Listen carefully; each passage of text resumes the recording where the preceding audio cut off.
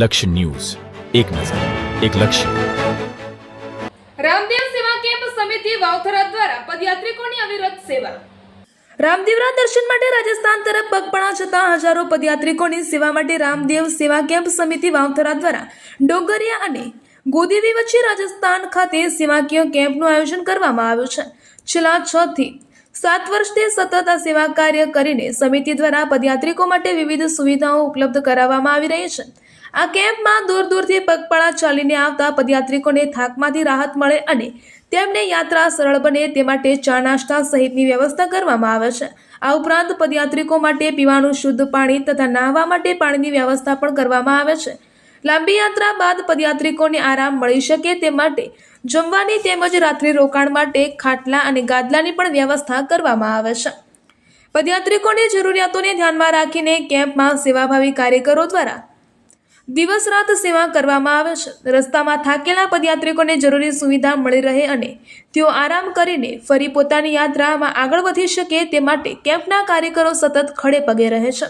આ સમગ્ર સેવા કાર્યમાં પીજે ચૌધરી, એસ.કે. પટેલ તથા સમગ્ર મિત્ર મંડળ દ્વારા મહત્વપૂર્ણ ભૂમિકા ભજવવામાં આવી રહી છે. કોઈપણ પ્રકારની પ્રસિદ્ધિની અપેક્ષા રાખ્યા વિના છેલ્લા ઘણા વર્ષોથી પદયાત્રિકોની સેવા કરી સેવા એ જ પરમો ધર્મની ભાવનાને સાકાર કરવામાં આવી રહી છે.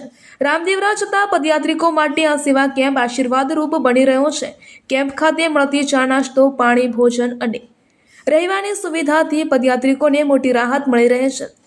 આ સેવાભાવી કાર્યકરોની આ નિષ્ઠાપૂર્વકની કામગીરી બદલ પદયાત્રિકો દ્વારા પણ આભાર વ્યક્ત કરવામાં આવી રહ્યો છે. છેલ્લા 6 થી 7 વર્ષથી સતત ચાલી રહેલા સેવાકીય પ્રવૃત્તિ માનવ સેવા અને ધાર્મિક ભાવનાનું ઉત્તમ ઉદાહરણ બની રહી છે. અહેવાલ મૂળજી ચૌધરી, વાવથરા. નમસ્કાર, હું છું પીજે ચૌધરી, વાવથરા. અત્યારે જે રામદેવ સેવા કેમ્પ સમિતિ વાવથરા દ્વારા આયોજન કરવામાં આવ્યું છે તે આજાવાડા ઓતરોલના સાથ સહકાર અને સહયોગથી જે આ કેમ્પ ચાલુ કરવામાં આવ્યો છે. તારીખ 5/8/2026 રોજ ચાલુ કરવામાં આવ્યું છે. અત્યારે જે આપણે જે સુવિધા પૂરી પાડવામાં આવે છે એ ચા, પાણી, નાસ્તો, રહેવાની, જમવાની અને નાહવા ધોવાની પણ સગવડ પૂરી પાડવામાં આવે છે. અને લગભગ છેલ્લા 7-8 વર્ષથી સેવા આપતા હતા, પરંતુ આ વર્ષે એક વધારાની સેવા એક વધારવામાં આવી છે અને બીજો કેમ્પ અલગ કરવામાં આવ્યો છે. એ કેમ્પ દ્વારા આયોજન કરવામાં આવ્યું છે અને ભાવિ ભક્તોનો એટલો પ્રેમ મળે છે કે અહીંયા આગળ લગભગ રહેવા માટે ભક્તોને પૂરતો પ્રમાણમાં ખાટલાની, ગાદલાની અને વ્યવસ્થા પણ સારી એવી મળે છે અને સંતોષ પણ અનુભવે છે. કારણ કે ટેકરા ઉપર કેમ્પ આવવાથી જે પવન છે, પવન ફૂલ આવે છે એટલે કુલરની પણ જરૂર પડતી નથી અને મચ્છર પણ એક પણ મચ્છર અહીંયા જોવા મળતું નથી. એના કારણે યાત્રીઓ કહે છે કે બીજી વખત અમે ચાહીને પણ અહીંયા આગળ જ રોકાશું એવું એમના મોઢાથી અમને જાણવા મળે છે. જય બાબારી.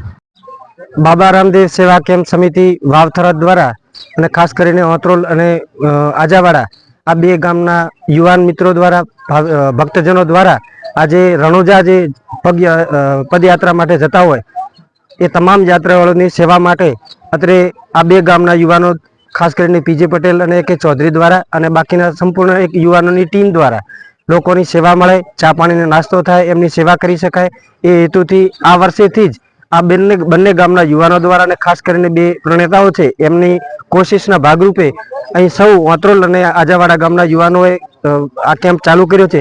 લાસ્ટ 15 દિવસથી પુષ્કળ સંખ્યામાં રોજ યાત્રાળુઓ આવે છે.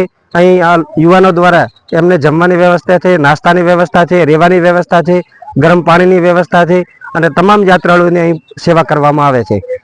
20 દિવસથી વારાફરતી 10-15 યુવાનોનું એક ટીમ ઓતરોલ અને આજાવાડા ગામના લોકો અહીં આવે છે અને અહીં પોતાની સ્વૈચ્છિક રીતે સેવા કરે છે અને જરૂરી સુવિધાઓ પૂરી પાડે છે.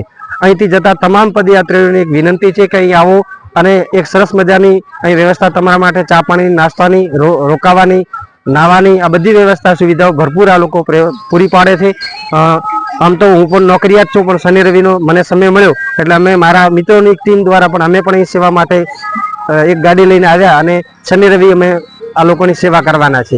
અહીં સ્થાનિક જે કંઈ દરબાર છે, બાપુ છે, એમને એમની જમીન આપી છે અને અમને પુષ્કળ પ્રમાણમાં અમને સાથ સહયોગ એમનો મળે છે અને રણુજા જતા રામદેવરા જતા આ તમામ યાત્રાળુઓની સેવા કરવાનો એક અતુલ્ય અને અમૂલ્ય લાહવો મળ્યો છે.